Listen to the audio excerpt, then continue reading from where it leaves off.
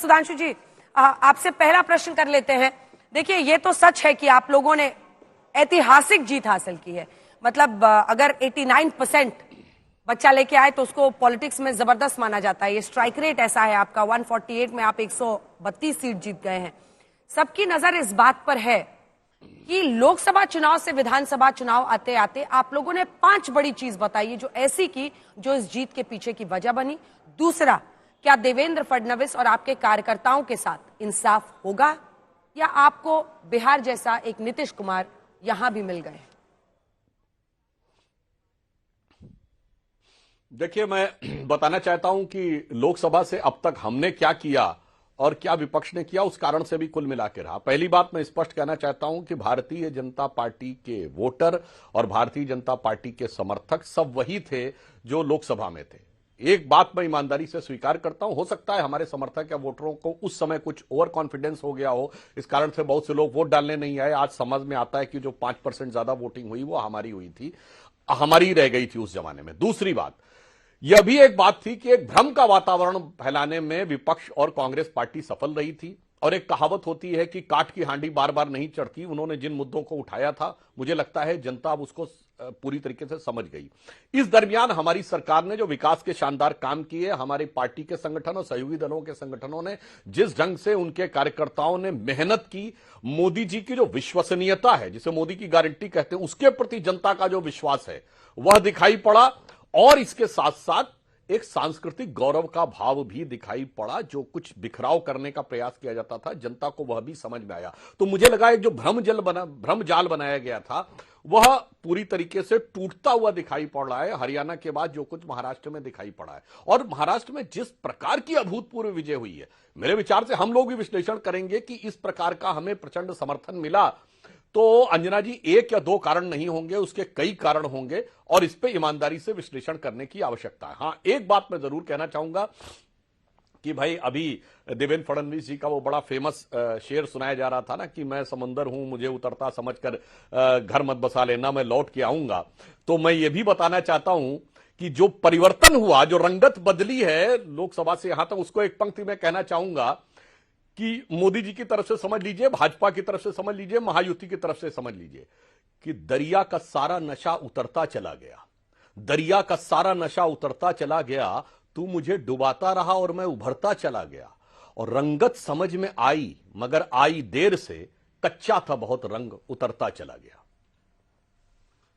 कच्चा था बहुत रंग उतरता चला गया। और अतुल लोंढे पाटिल साहब, जो असल में देवेंद्र फडणवीस ने एक वक्त पर कहा था वो ये था कि मेरे पानी को उतरता देख, मेरे किनारे पे घर मत बनाना, मैं समंदर हूं, लौट कर आऊंगा। ऑडियो किसी का रिटर्न आ रहा है। 132 अतुल लोंढे पाटिल साहब, ये आपको भी ईवीएम ही दिख रहा है? देखिए अंजना जी, अभी जितना विश्लेषण किया इन्होंने, क्या समंदर वमंदर वापस लौट के आया वगैरह वगैरह जो भी है, हमारे नागपुर में तो नागनाला है जिसमें कई घर बहते हुए हमने देखे हैं, और उसके बाद 132 चुन के आते हुए भी देख रहे हैं हम लोग। तो ये मुझे जान लेना कि ये भ्रमजाल जो है ये झारखंड में चल गया और ये भ्रमजाल महाराष्ट्र में नहीं चला। तो भ्रमजाल है या नहीं है, ये एक बार ये लोग तय कर ले और फिर उसका विश्लेषण करने की कोशिश करें। मुझे लगा सुधांशु जी बड़े सुलझे हुए हैं, जानकार भी है, ज्योतिष भी है, मैंने सुना है, वो कुछ जानते हैं। वो भी पहले इसको प्रेडिक्ट नहीं कर पाए कि हमारा 132 आएंगे, हम 225 क्रॉस कर पाएंगे, लेकिन आज बोल रहे। एक बात है, हम लोग इसका मनन करेंगे, चिंतन करेंगे, क्या हुआ है वो भी देख लेंगे। लेकिन कुछ सवाल मैं भी आज खड़ा करना चाहूंगा आपके माध्यम से अंजना जी।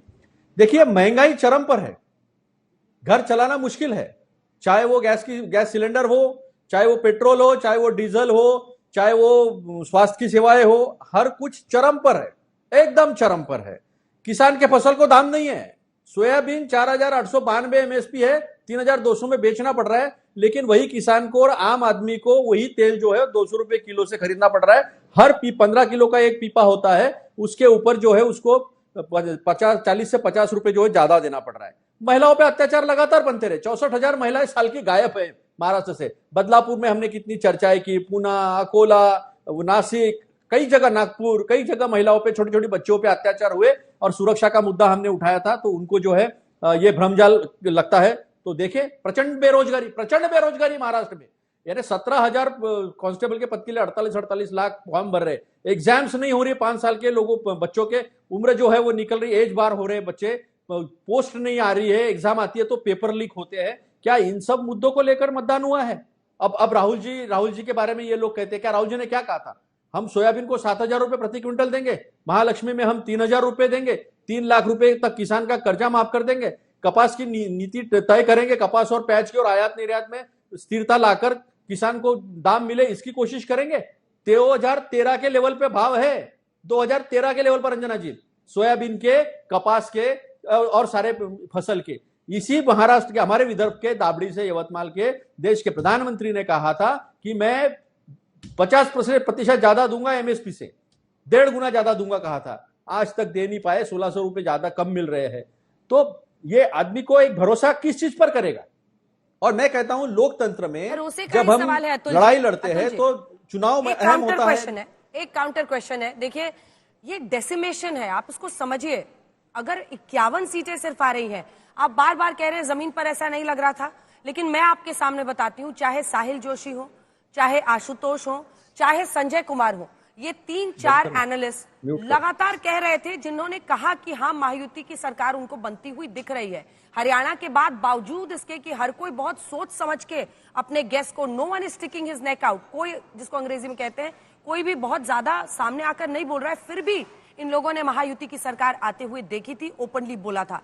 मैं इसलिए बचती हूं इससे क्योंकि मैं अपने संस्था की तरफ से एक कुछ भी, हम लोग जो एग्जिट पोल भी दिखाते हैं, सी वोटर का दिखाते हैं, लेकिन इन 3-4 एनालिस्ट ने कहा था ये, लेकिन आप लोगों को नहीं दिखा, नहीं समझ में आया। क्या नेतृत्व की क्रेडिबिलिटी सबसे बड़ी वजह है? नेतृत्व की क्रेडिबिलिटी में कमी रही। और महाराष्ट्र में करारी हार पर राहुल गांधी का ट्वीट आया है, उस पर आप अपनी जानकारी दे दीजिएगा। दरअसल अब एक्स पर पोस्ट लिखना चाहिए, महाराष्ट्र के नतीजे अप्रत्याशित हैं, ये राहुल गांधी कह रहे हैं, नतीजों का हम विस्तार से विश्लेषण करेंगे। देखिए आपके नेता भी, मुझे लगता है अगर ये पूरा उनका ट्वीट है तो ऐसे में वो खुद कह रहे हैं कि हमें इस हार का विश्लेषण करना होगा, ये अप्रत्याशित हार है। ऐसे में बताइए, कहना कि झारखंड में लेवल प्लेइंग फील्ड मिला, यहां नहीं मिला।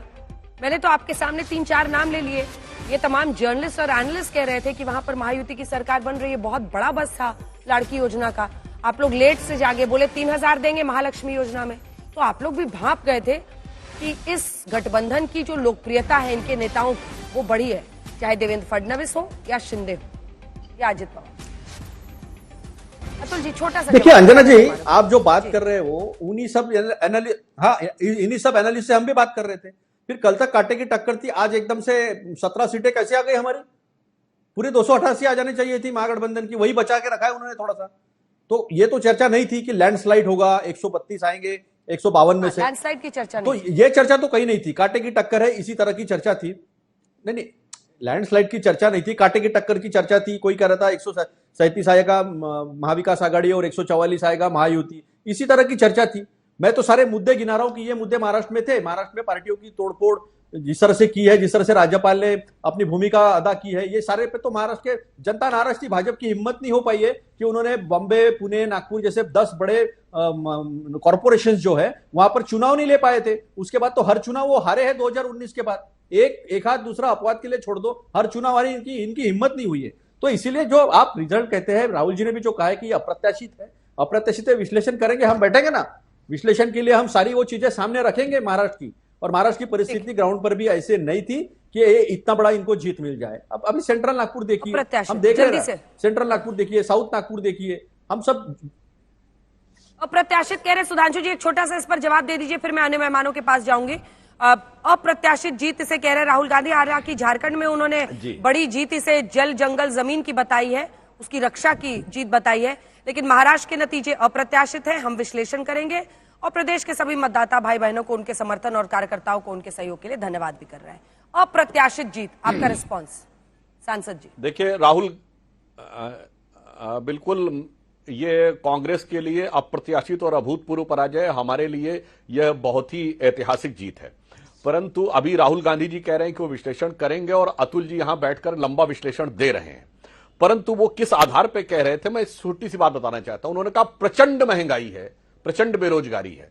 6.7% की महंगाई की दर है, जो कि अभी 2 महीने में बढ़ी है। और दर्शकों से कहूंगा जाके चेक करिए, जब इनकी सरकार आई 2011-12 में 10.5 और 11% महंगाई थी, यानी इससे डबल थी। मगर यह प्रचंड महंगाई और वो प्रचंड महंगाई नहीं थी। और वैसे अतुल जी आपको बता दूं, इस देश के इतिहास में प्रचंड महंगाई 26% तक रही है, 26% 1974 में, और दर्जनों बार कांग्रेस के रिजीम में 10% से ऊपर रहती थी। इसलिए ठीक है, वो एक फैक्ट है। और जहां तक विश्लेषण की बात है, तो मैं अंजना जी ऑन द लाइटर नोट कहना चाहूंगा, इनके विश्लेषण तो कभी कभी ऐसे होते हैं कि 26/11 का हमला था और इनकी सरकार ने कहा कि वो हाफिज सईद ने कराया और इनके नेता करे थे, आरएसएस ने करवाया। अब भैया ऐसे विश्लेषण कर करके आप निष्कर्ष निकालेंगे महाराष्ट्र के बारे में, और ऐसे ही आप निष्कर्ष मालेगांव पे निकाल रहे थे, ऐसे ही निष्कर्ष अलग अलग निकाल रहे थे। तो अगर ऐसा विश्लेषण करेंगे तो फिर मानी हुई बात है कि आप जनता के सामने धरातल पर औंधे मुंह गिरेंगे। इसलिए मेरा यह मानना है कि ईमानदारी से एक छोटा सा जवाब देना चाहिए। और यहां मैं एक बात पुनः कह दूं जो मैंने सवेरे कही थी, हम एक शब्द कहते, एक बात और कह दूं अतुल जी, तब आप जवाब दीजिएगा। विचार और परिवार। महाराष्ट्र की जनता ने दिखाया कि वो विचारधारा की विरासत के साथ खड़ी है, विचारधारा छोड़कर परिवार की विरासत का दावा करने वालों के साथ नहीं खड़ी है। शिवसेना के संदर्भ में बात दूध के दूध, पानी के पानी की तरह साफ हो गई। तो जी एक छोटा सा रिस्पॉन्स, और देखिए ना, जो हमने ग्राफिक्स बनाए एक बार जल्दी से दिखाइए। सीधी टक्कर जब सेना वर्सेस सेना की लड़ाई हुई, 39 सीटों के सीधी टक्कर हुई है, तो शिंदे साहब 26 सीटों पर जीते और उद्धव साहब 13 सीटों पर। ये सेना वर्सेस सीने हम कह रहे हैं, साउंड आ रहा है। 39 सीटों पर सेना वर्सेस सेना। देखिए एक सेकंड सर, वही पवार वर्सेस पवार 34 सीटों पर 27 सीटें अजित पवार जीते हैं और 7 शरद पवार। ये देखिए सेना वर्सेस सेना में आप देख रहे हैं। अब यहां पर देखिए, जिसमें 34 सीटों पर सीधी टक्कर, यहां 27 अजित जीत रहे हैं, शरद पवार 7 सीट जीत रहे हैं। बीजेपी वर्सेस कांग्रेस की सीधी टक्कर, जहां पर 67 सीटों पर आई है, वहां पर 55 सीटों पर बीजेपी जीती है और 12 सीटों पर कांग्रेस। वो गलत आपने लिख दिया है, शरद जी को ठीक कीजिए, उसको कांग्रेस लिखिए, क्योंकि वहां पर नाना पटोले की आपने तस्वीर भी लगाई है। ये मैंडेट आपसे कुछ कह रहा है, उसको समझना पड़ेगा। Worst performance in Maharashtra for Congress है ये सब। हाँ बिल्कुल, ऐसा परफॉर्मेंस कभी हुआ नहीं है, और ऐसा परफॉर्मेंस किसी ने एक्सपेक्ट भी नहीं किया। जब मोदी जी पिक पर थे 2014 में, तब भी 42 सीटें आई थी।